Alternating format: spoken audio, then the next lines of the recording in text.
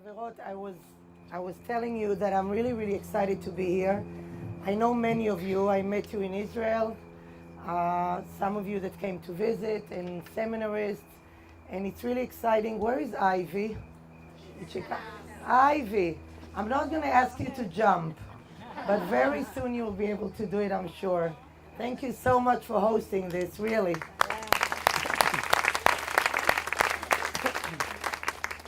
The last time I was here was at Ivy's house. It was 7 years ago, and it seemed that, I don't know how 7 years passed, but we're back here again, and thank you again so much.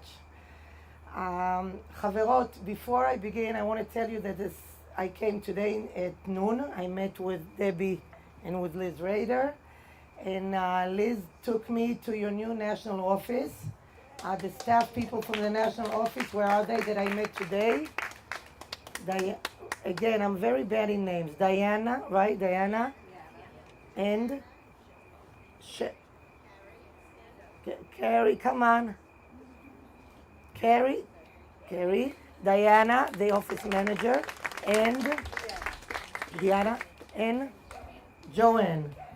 And thanks. And I want to tell you, really from the bottom of my heart, I was so excited. I felt, and I told Liz, that this is really like a new beginning. The office that moved here was not an easy step, and it took a lot of energy, a lot of time, a lot of efforts. I'm sure you all know about it. And from the bottom of my heart, on behalf of AMAT Israel, I want to tell you that your president did something that was really very big job, and I think it's a difference. This really will make a difference for AMAT USA from now into the future. And we really respect and appreciate you, Liz, really. And you know it, and I want to say it here in front of everybody. And I wish the new staff at the AMAT office much success, and I'm sure that all of you and more members of AMAT will help them, and together we will bring AMAT USA to go forward and to become stronger and bigger and to increase membership, and together you here in USA and us in Israel will make a strong international movement. So thank you again, everybody, for coming and for being here. Now, what I was asked actually, and what I was thinking to myself, I will share with you Stephanie. I got the name right? I didn't make a mistake? Stephanie, right. It spoke before me. Yes? Stephanie, right. Stephanie gave you an overall picture, and I'm sure you read the news and you're on the media and you speak to people, and you know a lot of course, of what really went on in the last month in Israel. Excuse me. I want to share with you a little bit some of my personal insights, my personal feelings, some experience that unfortunately we had to go through in Israel. I came here with my family just about a week ago. So we were in Israel for the whole month since this whole situation began. And I will share with you some of what went through, and then I will really inform you how AMAT dealt with the situation, and what we had to cope with, and maybe for some time, we'll leave some time for a few questions. Great. So let me begin. I'll tell you where we live. My family and I, we live in Gan Yavne, which is 35 kilometers from Gaza. And when you talk about the 40-kilometer range, we are there. It's just near Ashdod. So a month ago, it began in the south, and then a week after, it developed to the Tel Aviv area and to other parts of Israel. The first week, it was, it began one day, rockets fired, and there was the siren, not in my area, but in Ashkelon, which is about 15-20 kilometers from my house. I told my daughter, I don't have a good feeling, I have to take out all the things from the safe room, because our safe room has, it's like a storage room, okay? We hope that it will be just for storage. But unfortunately, in the last years, every so often we have to take out the luggage, we have to take out everything and prepare it. So to feel safe, I said maybe nothing will happen, but let's, for sure, let's do it just to be safe and sure. So we cleared out the safe room. A few hours afterwards, there was the first alarm, and the first siren, red alert alarm in Ashdod, in the whole surrounding area. You have to understand, when I talk about it, I feel like almost shivering in my body, because you have to understand, you live your life, okay? And things should be as usual. All of a sudden, you hear like 100 ambulances at once. Over your head, there's a big siren, and we have 45 seconds to come into the safe room. In my area, it's 45 seconds. In Sderot, 15 seconds, 30 seconds in Ashkelon, 45 seconds in Ashdod, where I live. Tel Aviv is a minute and a half. Now, 45 seconds, you can be in the shower, okay? You're in the shower, or you walk out to your car, or you drive, or you just do shopping in the area to buy something. It's crazy. You have to run at the same spot from wherever you are and get into the safe room. Now, the first week was just in the southern area, and then from day to day, there were more and more rockets. In the last month, I think Stephanie referred to it, in the last month in Israel, 3,300 rockets were fired. 3,300 rockets in 4 weeks to 80% of the population. This is an unbearable situation. It's an unbearable reality. I think no country in the world would bear with it. If you think that from New York, from the East Coast until Colorado, that's about 80% of USA population would be under threat of rockets. And it could catch you anywhere. Now, the life in Israel, when this began, of course, the schools in my area, they stopped the schools. There are no schools, and the kids, the children really don't know. It's very hard to cope with it. As a matter of fact, when we came to New York about a week ago, every ambulance siren, my daughter jumped, and me too. We woke up at night a few times just because an ambulance passed our window, because it's so much into you. You live with it, so it's already, it's very hard. Only the last few days it stopped, but the first week, I remember my daughter and me every time in my Azaka is a red alert. I said, no, we're in New York, it's not a red alert. So you must understand, this is really impossible situation. Now what happened is, the daily life really changes. We had to drive to work. So we drive to work in the morning. Once we get into the car, I kept in my car a sheet, a big sheet, because while I'm driving, a few times it happened that there was a red alert while I'm driving. So we stopped the car wherever we are, and I took a sheet, because if I'm dressed, I don't feel like being all dirty with the sand. I threw the sheet, and I lied on the ground. Sometimes when I didn't have it, I just fell, and you have to put your hands on your head in case there is the rockets, and even if they are intersected by the Iron Dome, there are parts, small parts. What do you call it? Shrapnels. Shrapnel? Okay, there are shrapnels, could be all over. 3 weeks ago, I spoke to Liz on the phone, and I told her it was Thursday afternoon. I left Tel Aviv quite late. I left the office. Just before I left, there was a siren in Tel Aviv, which caught me on the way to my car. I ran back to the office. I had a minute to run to a safe room. I came to my car. I drove back home. Twice on the way, the red alert siren caught me. Once in Rishon LeZion, and then one next to Ashdod. It was really, it's very horrifying. I'm alone in the car. It's dark. And all of a sudden, and I keep my radio open. Now, in Israeli radio, all during the war, when they are talking of if there are songs, when there is an alarm anywhere in Israel, they say, Azaka be'Ashdod, in Ashdod, okay? Red alert in Ashdod, red alert in Tel Aviv, red alert in Rishon LeZion. So right away you have to stop your car, and you're in a traffic jam, and there are many cars. Imagine how it would be here. So we have to stop, and it's also scary, because by the time you stop, sometimes you drive fast. You have to right away slow down, get to the side, and go on the ground. And it did the same day. It happened twice. It was Thursday, about 2 weeks ago. I'm sure my daughter remembers it because I called them right away. We call each other right away because we hear everywhere they are. So I told my daughter, my son, they were at home. Don't worry, everything is okay. 5 minutes later, they called me that they had 3 in a row in Ashdod, in Gan Yavne, near where I live. 3 in a row. I came home 10 minutes afterwards, and then it happened that one of the rockets that fell was about 200 meters from my house, like from here to the end of the pool, a little less than 200 meters. Like here to the entrance of Ivy's house, we had a rocket just near my house. And I have a picture of it on my cell phone until today. So it's crazy. I parked my car. I actually didn't know that it fell so close because my daughter told me it was really scary because they heard a very loud blast in the intersection and they went into the safe room and then there another one and another one. And she said it was louder than ever.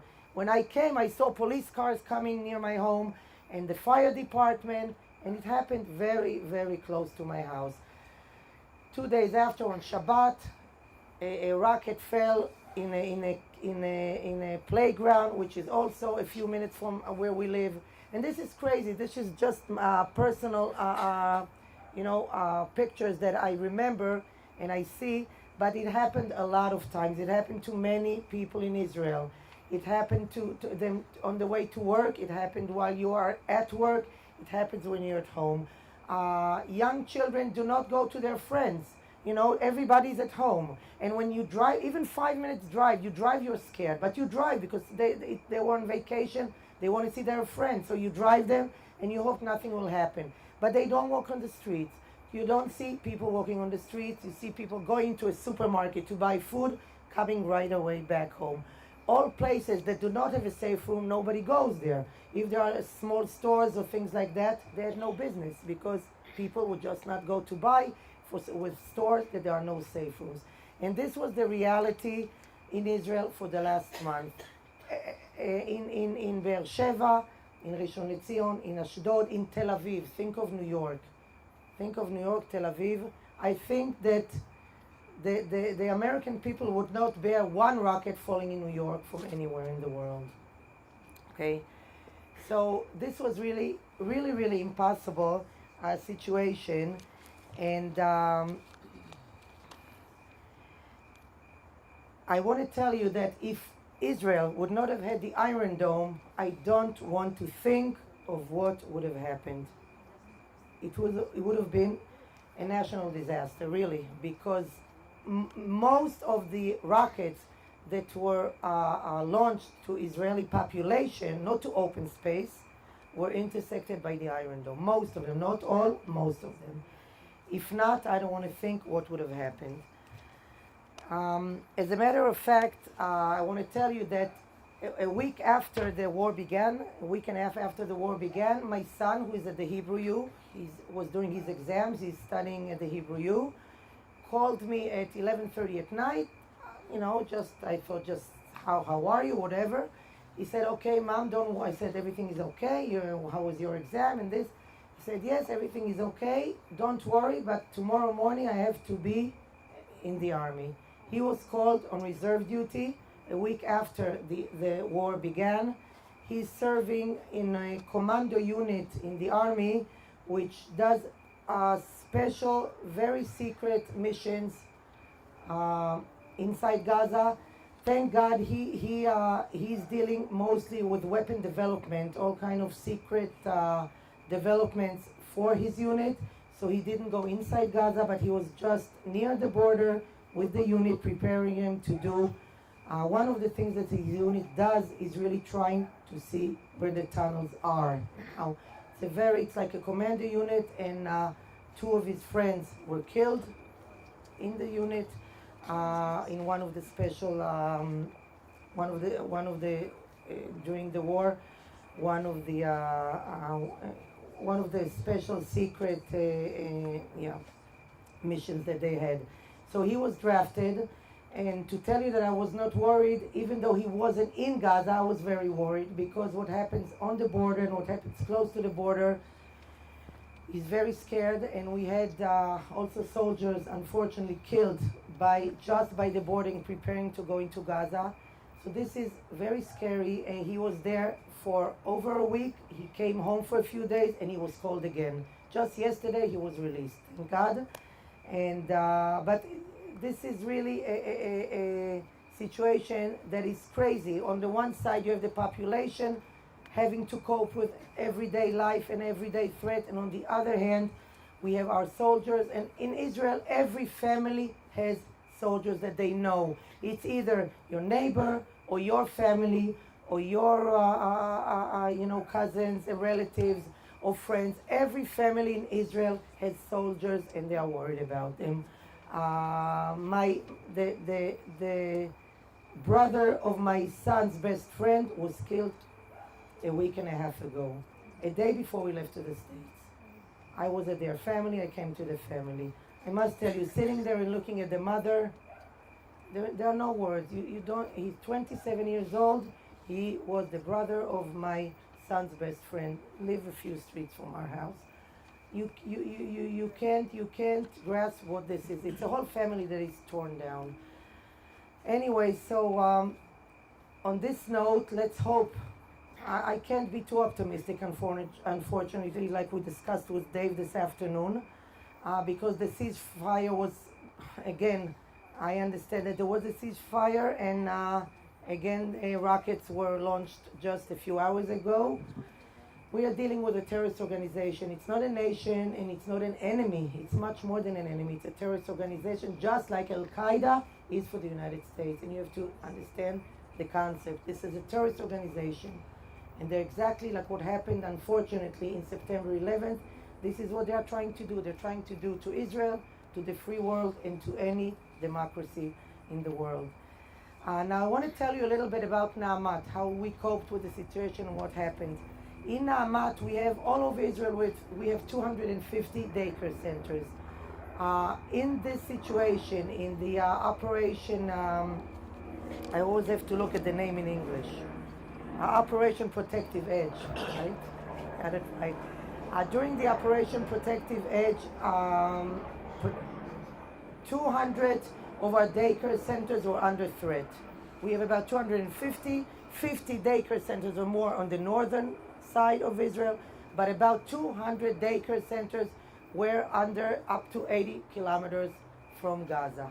Now, the daycare centers that are very close to Gaza, up to 40 kilometers, were closed because it was so dangerous that the Home Front Command enforced everybody to close these daycare centers. But all the daycare centers from 40 kilometers, which includes Be'er Sheva, which includes Rishon LeZion, Tel Aviv.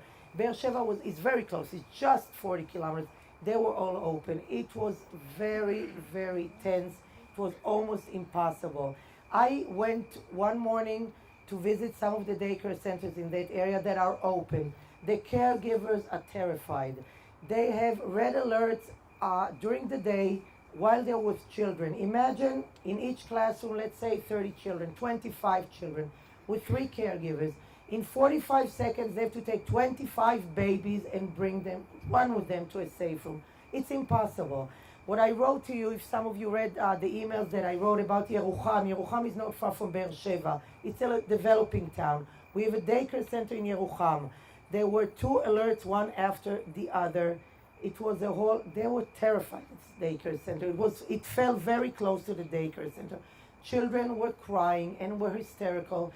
The caregivers, as much as we try to talk and to teach and to explain, it's impossible. It's really impossible. It's very, very scary.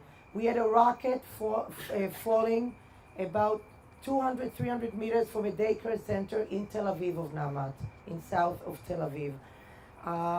You must understand that many of the children are really traumatized. What you hear about the children in Sderot, seminarists, remember we went to Sderot and we talked about it. Now the children in Sderot already, for years it's been going on. And if you remember, we were told about the trauma of the children. This is what is happening now to many of our children. And this is one of the reasons that what we are doing now is doing all kind of special workshops for the children and the caregivers together with their parents in areas that were mostly hit in the last month, to overcome, to try to cope with the trauma, to do some relaxation sessions, all kind of different programs. And I want to also thank at this point very much all of you Chaverot, Naamat USA, Liz, for the very, very important contribution. And I know you made a special campaign for the state of emergency in Israel, and I want to thank you from the bottom of our heart for all your efforts. We really, I'll tell you right now what we used the money for, and we have many more things that we have to do. What we used, what was sent to us just at the beginning of a week after, I believe, and I really salute.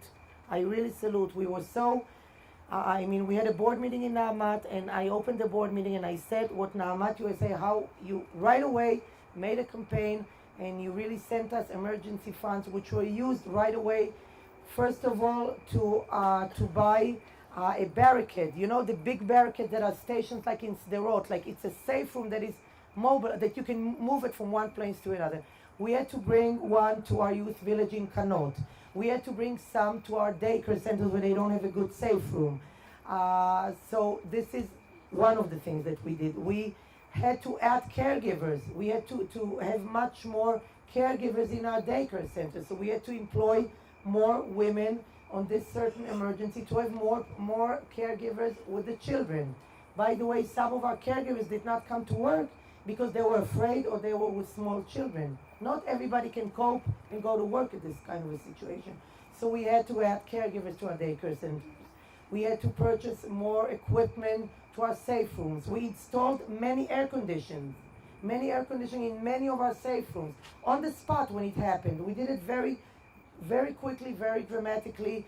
We used all the funds to do it. In addition, we planned and we began already, and we will continue with this just after the break of the daycare centers. Now they're in a short summer break. We are doing, as I just mentioned, special programs for the caregivers and the children to cope with the situation. All kind of relaxation workshops, all kind of overcoming the traumas. We will be doing it on the first stage in 55 daycare centers, because we are waiting, hopefully, to get more funding. Also, the other countries of Naamat in Canada, Brazil, made a nice campaign, and we will continue and we will increase it in more daycare centers that we need. And this is very, very important. Very, very important for the children, for the caregivers just as well, to continue living life as usual. I also want to tell you, unfortunately, one of our caregivers in Tveria lost her son, 20 years old. This Galia Volach, our president, I spoke to her 2 days ago. She told me the last days of the war, one of Naamat caregiver lost her 20-year-old son. And you have to understand, in Tiberias, it's like many other cities in Israel, it's like a big family, and Naamat, all of the Naamat workers on that region are really in shock. They all know the family, and this child was 20 years old. You know, it's really unbearable, and you can really not cope with such a situation. I want to tell you one more very interesting information regarding Naamat. We have a daycare center in Be'er Sheva in Soroka Hospital. Okay, Soroka is the biggest hospital in Be'er Sheva. There are hundreds of wounded soldiers in Be'er Sheva in the hospital. Now, the daycare center of Naamat are closed for the summer renovation. Just from August 10th, they are closed for 2.5 weeks. They turned to us, the staff and the director of the daycare center asked Naamat to keep the daycare center open in the hospital because the workers cannot take vacation. They must treat the soldiers. They must stay in the hospital. So we kept the daycare center open all through the summer vacation, because the employees who work at the hospital cannot take even a break, even a vacation. They have hundreds of soldiers that they have to take care of.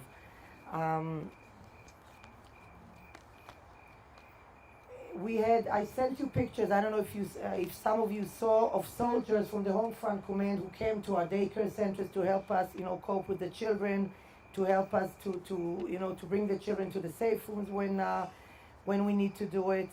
And we are working very closely with the Home Front Command all year around, and especially, of course, during emergency time. So now AMAT, as you all know, is part of the Israeli society, and it really makes a difference for the children, the families, the women in Israel. If it's for small children or the schools, the youngsters, our schools were already closed when the war began. That's why, thank God, our technological schools were already on the summer vacation, so there were no students in our schools. But what we do for the children, what you help us really together, I must say, it's really a joint mission with you, Chaverot, in AMAT USA, and us in Israel, with all your help and all your support. And I must tell you that all the emails that I got from you, supporting and giving, and sending warm words, I read it to my colleagues in AMAT, and it gives us a feeling that we are not alone. So we really appreciate it, and I appreciate every effort and everything that you do for us. And I want to tell you that everything that you do really makes a difference. It makes a difference to a family, it makes a difference to a child in need. We have a lot of children at risk. AMAT has thousands of children at risk in our daycare centers, and we make a difference for them when we give them a chance for a brighter and a better future. So I want to thank you again very much for all your hard work, for all your efforts, and I'm really excited, and I love being here with you, and thank you so much.